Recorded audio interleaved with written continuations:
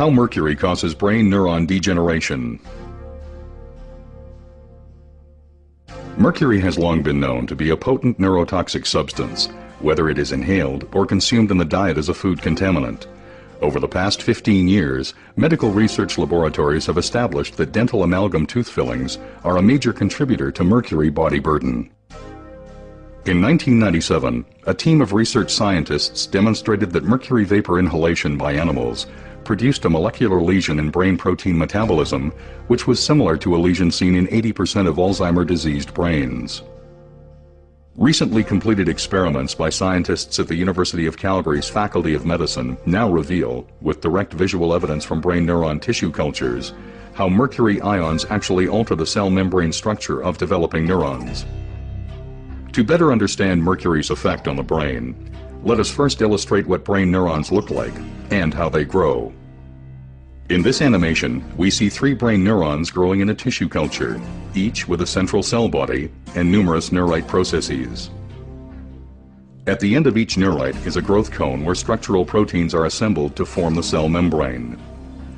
2 principal proteins involved in growth cone function are actin, which is responsible for the pulsating motion seen here, and tubulin, a major structural component of the neurite membrane. During normal cell growth, tubulin molecules link together end-to-end to form microtubules, which surround neurofibrils, another structural protein component of the neuronal axon. Shown here is the neurite of a live neuron isolated from snail brain tissue, displaying linear growth due to growth cone activity. It is important to note that growth cones in all animal species, ranging from snails to humans, have identical structural and behavioral characteristics and use proteins of virtually identical composition. In this experiment, neurons also isolated from snail brain tissue were grown in culture for several days, after which very low concentrations of mercury were added to the culture medium for 20 minutes. Over the next 30 minutes, the neurite membrane underwent rapid degeneration, leaving behind the denuded neurofibrils seen here. In contrast, other heavy metals added at this same concentration, such as aluminum, lead, cadmium, and manganese, did not produce this effect. To understand how mercury causes this degeneration, let us return to our illustration. As mentioned before, tubulin proteins link together during normal cell growth to form the microtubules which support the neurite structure. When mercury ions are introduced into the culture medium, they infiltrate the cell and bind themselves to newly synthesized tubulin molecules. More specifically, the mercury ions attach themselves to the binding site reserved for guanosine triphosphate, or GTP, on the beta subunit of the affected tubulin molecules. Since bound GTP normally provides the energy which allows tubulin molecules to attach to one another, mercury ions bound to these sites prevent tubulin proteins from linking together.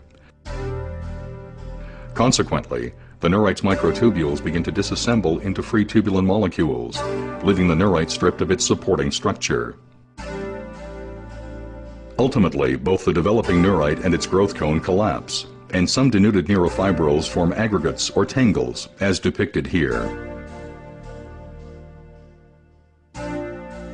Shown here is a neurite growth cone stained specifically for tubulin and actin, before and after mercury exposure. Note that the mercury has caused disintegration of tubulin microtubule structure. These new findings reveal important visual evidence as to how mercury causes neurodegeneration. More importantly, this study provides the first direct evidence that low-level mercury exposure is indeed a precipitating factor that can initiate this neurodegenerative process within the brain.